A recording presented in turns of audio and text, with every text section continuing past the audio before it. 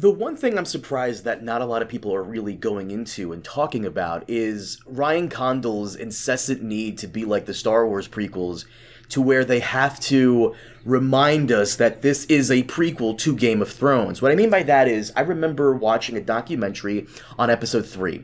The final fight between Obi-Wan and Anakin took a lot of manpower and hours to build the set, do the choreography, all that stuff. Yeah. And as they were filming that final scene where Obi-Wan is about to walk away from Anakin, one of the producers had to remind George Lucas, you should probably have Obi-Wan pick up Anakin's lightsaber, because remember, in the future, he gives it to Luke. And we had a moment like that here, in this episode, with Daenerys' dragon eggs. And it's confirmed by the episode's director that when Rhaena is leaving for the Vale, those eggs in the carriage are Daenerys' dragon eggs. Now, there's 4 in there, but you did have the cream-colored one, the green, and the crimson one, which are Daenerys'. The other blue, I guess, will be hatched later on. But for the most part, those are Daenerys' dragon eggs. We don't need to see that. Completely unnecessary. Very unnecessary. And what name do you go by? Han. I'm all alone. Han Solo. It's like an origin story of something that didn't need an origin story. We didn't need an origin story for it. The original origin story was actually better because the Alyssa Farman thing. I put up a tweet about it, like how in the original story. But I also think it's unnecessary. It was unnecessary in Fire and Blood. You really think it was necessary? Because I would think it was unnecessary. There's a million because prior to Fire and Blood, people were speculating about the missing dragon egg from the Mystery Knight, because we never find out what happens to that egg, and you're like, oh, was that one of Daenerys' eggs? Well, we don't know, but it's unnecessary, Maybe they're just 3 random dragon eggs that really were from a shy. Maybe they were 3 random. It's when George originally wrote it. George wrote that Daenerys finds the 3 eggs in the wilderness in the Dothraki. In a cave, yeah.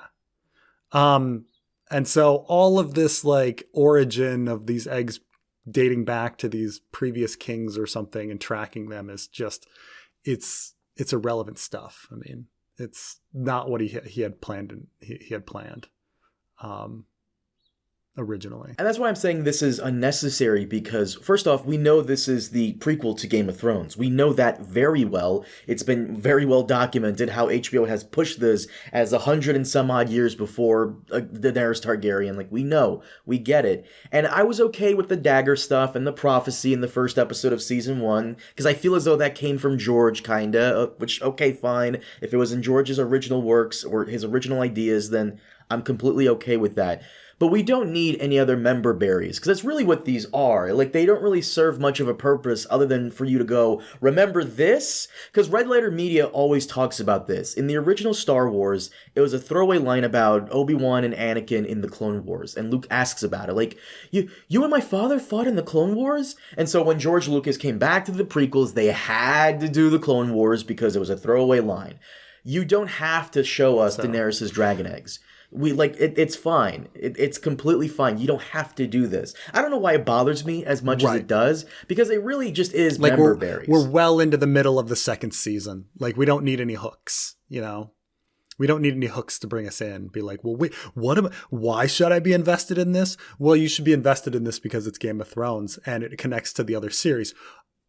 At this point, everyone watching, we have no fresh viewers at this point. No one's joining in at episode 3, season 2, and being like, "Why should I be invested?" Oh, right, the eggs. No, just forget it. I will give it this. I wouldn't mind if it was a scene where it's a blink and you'll miss thing. For example, because we were talking about the Red Wedding earlier. For example, did you know that you can actually, if you pause it at the right second for season 3, you can actually see very early in season 3, Tywin was speaking with Roose Bolton. And Roose Bolton, when he is in Harrenhal in season 3, you can see him reading the letter that Tywin sent to him, and you can see the lion wax seal. It's a blink and you'll miss it moment, a split second scene. I wouldn't mind something like that. But to like focus on it as much as they did, and for the director to come out and do like some weird article interview on it, I hate when the directors talk about it. Like, let us take it in first, and then maybe talk about it later in the future. But like right after the episode, nah, dude. Let us absorb it first. You know, let Right. the super sleuths on YouTube do their jobs, because Also, all the dragon stuff, like we know that the dragon stuff is all a red herring. Like the dragons are irrelevant. Like the dragons aren't used to defeat the others at all. Like it's all about the dagger. I mean, I guess the dragon needs to be given over to the Night King to use it to burn down the wall so he can walk through to the weirwood to get stabbed. But like that's it. So the other, I love it. Like those moments where Carmine just gets frustrated. It's just like, let's move on. it's whatever. It was a whatever. I don't think it was bad. We've seen bad episodes. This wasn't bad, but it's just no. This wasn't a bad episode. No, but it's just weird. Yeah, this episode. I know people are probably going to say that's such a weird small little thing to hyper focus on, and you're right, it is. And I'll explain to you real quick before we move on. The issue I have is that in the first episode of season 1, when the dagger and the prophecy comes down, it's like a nice little way to connect it to Game of Thrones. Okay, that's fine, and it feels like it's from George. Okay, cool. We don't need any more reminding that this is the Game of Thrones prequel. You're right. They're like, we have the hook. It's already here. This should stand on its own. We don't need those reminders that this is the prequel to one of the best series of all time if the last few seasons didn't happen. Because that just annoys me. So that's where I'm coming from. You know, like, we don't need it. It's unnecessary. Let House of the Dragon have its own mythology, its own characters, its own thing. Let it stand on its own. We don't need any bait and hook. It's okay. Just let it go. Do your own thing. Because member berries only work when you remember the other thing fondly, and there is no fond memories of those last few seasons, which kind of fucks up the entire series. Because whenever you rewatch Game of Thrones, you restart it and you're like, this is great, and then that feeling of dread comes over you, knowing exactly how it ends.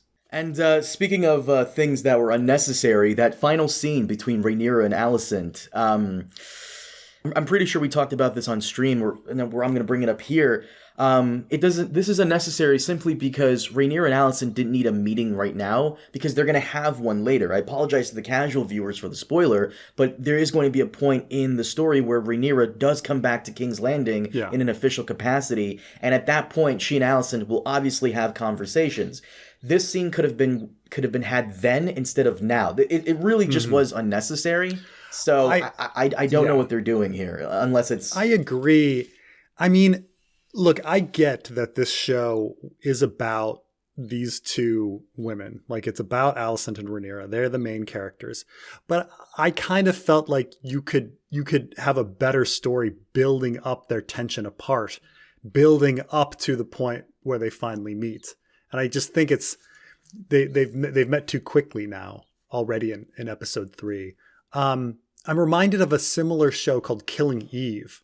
Killing Eve is a cat and mouse story where Sandra Oh is trying to find this crazy killer in Europe, and they, you know, it's this building up of like again cat and mouse, but then they end up like randomly meeting each other several times in increasingly improbable situations where you're just like, why isn't the one person trying to kill the other? Like, and to talk, because they don't know what else to do with them. And it just kind of, to me, it took the wind out of the sails.